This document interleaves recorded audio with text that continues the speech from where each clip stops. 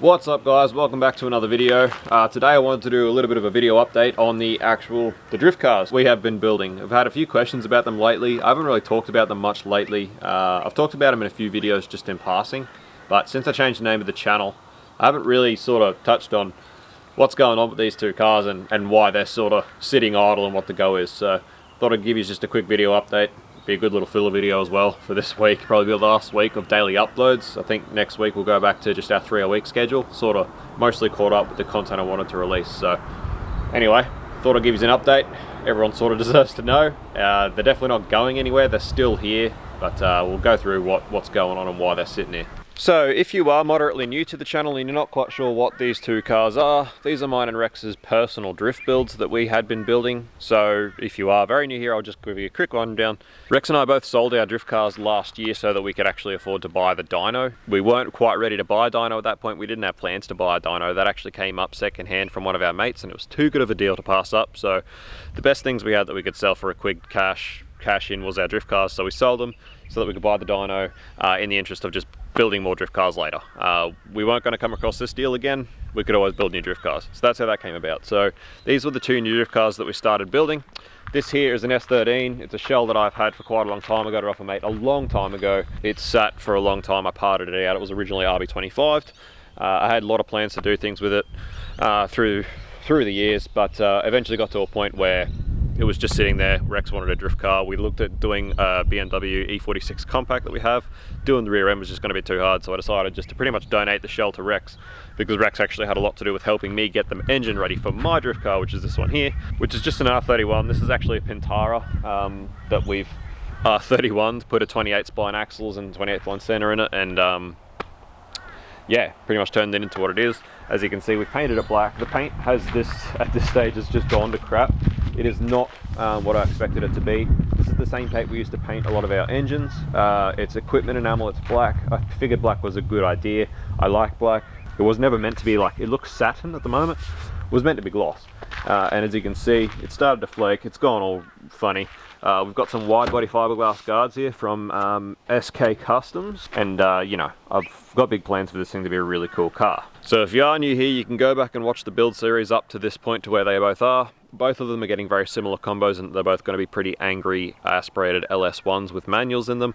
The plan was just to make aspirated 98 fuel cars that were just reliable. We just want to be able to go to the track, bang doors, drive the hell out of these things, come home, chuck them in the shed, leave them for a couple of weeks, load them up, go drifting again, not have to touch them. So we've done a lot of drifting in the years past with turbo cars, had issues with heat, trying to do things too cheap, cutting corners and that sort of thing. We just decided the best way to go for what we're going to do was just going to be cheap, easy aspirated LS1s, nice and reliable. We've also picked two proven chassis, which are very popular, easy to get parts for, you know, just nice, cheap, easy cars that we can go and have some fun in. We're not building them to be pretty, we just want to go and do heaps of driving. So that actually brings me to the point of why 31 has pretty much just got to where it was and then sat idle, and that is that point that I really wanted to make sure it was built properly. I didn't want to cut too many corners. I want this thing to be reliable. I want to be able to go and drive the hell out of it. So for anyone who watched the build series, you would have seen that I got all the RB Factory front end. Big thank you to Arvin there at RB Factory. It is the best gear. I'm so stoked to be running it, and the lock on this thing is just absolutely incredible. Now, to save costs, I just chucked a set of max speeding rods coilovers in this thing, really essentially to get it rolling and get the car finished. The plan was always to swap them out with something decent later on.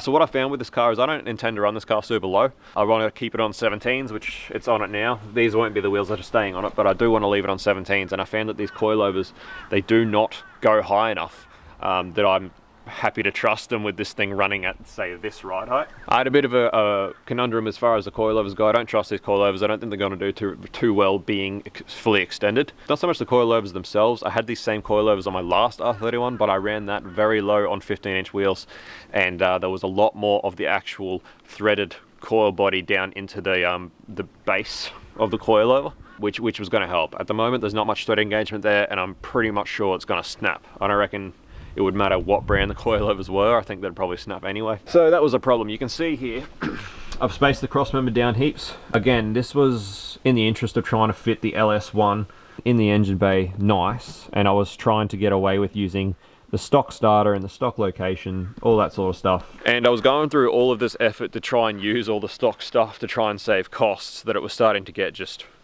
outrageous. So with those dual cross member spaces to try and fit the LS, to try and fit the standard starter and that, even at this ride height, which is as high as the coilovers will allow me to go, my front end geometry is still weird. Like you can see there, my LCA is still at the wrong angle. The rack ends and tie rod ends are at wrong angles. I'm going to get bump stop. It's just, it's not right. It's not right. Essentially, I came to the realization that I'm cutting corners to cut corners, sort of thing. So I was going to be I can see that I would always have trouble with this setup if I went ahead with it. These coilovers wouldn't hold up, so I'd have to buy expensive coilovers, which I didn't have the money for. And even then, just the geometry of everything was wrong. It wasn't going to work. I was going to have problems with it. I just want to do it right. So I sort of have decided that I'm going to go left-hand starter conversion after all this to do it right. I'm going to ditch one set of the cross member spaces to bring the cross member back up to a reasonable level, which should fix my front end geometry, and I'm still going to buy a really, like a good set of coilovers, so a good set of suspension for this thing that I know I can trust. So there's a few costs in there that I hadn't counted on and that I wasn't really prepared to spend at this point. Come inside out of the wind. So I want to do it right. I want to do all those things right so that it is that car that I know that I can just load it on the trailer, take it to drift night and just go and drive the absolute crap out of it. So in order to do that, I need to spend a lot more money on it. I haven't really been worried that past year. You know, my son was born just over a year ago. The business is still quite young, officially only just creeping up on its first official year. So, you know, we've been reinvesting almost everything back into the business to keep it going and get it to the point where we need it to be at so that we can sort of be comfortable. And with a young child and stuff, I haven't really had time to go drifting anyway, so I can't justify spending the money on it. So both of those cars are cars that we intend to build and don't want to have to sell. You know, like I said, we had to sell our last drift cars to get the dyno. We don't want to be in that position again. We want to be able to keep those cars.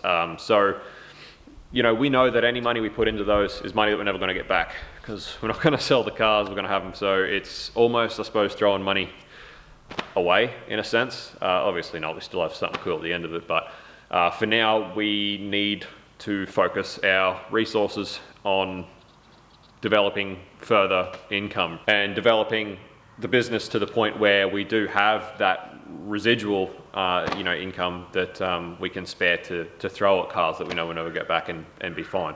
Not only that is hopefully at that point we're not working such crazy hours that we have been the past sort of year, and that we actually have time to go drifting and stuff like that. So that's pretty much where we're at. Like I said, they're not going anywhere. Those builds will get finished because of what they are and what we want to do. They will certainly get finished. It's just that we just want to wait and do them properly and not spread ourselves too thin having to do it. So that's pretty much where they're at. So if you've watched the build, the 31, the engine's together, it's pretty much ready to drop in. I've got a clutch for it, we've got the gearbox, most of the stuff's here. All I need to do is buy my left-hand starter conversion. For the S13, we actually had a fan of the channel who has been talking to us about doing some work. He actually had an LS swapped S13. I can't remember what happened. I'm pretty sure he had an LS13 and then he bought a swap kit or something. I don't know. Somehow he ended up with basically two LSS13 swap kits, I suppose you'd say. And he pretty much just gave us almost an entire LS swap setup, minus obviously an entering gearbox for an S13.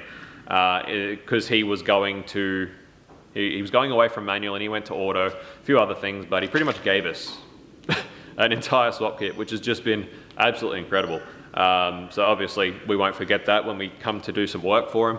But the S13 is essentially, we've got everything here to do that as well. We've just got to get the engine together and it needs a clutch. So both of them aren't really too far off. It's just that for both of them we've decided it's worth making our lives a bit easier by spending the money to do it right. So we're just waiting to do that. So anyway, that's just a little bit of an update on where they're at, why you haven't seen any footage of them for quite some time.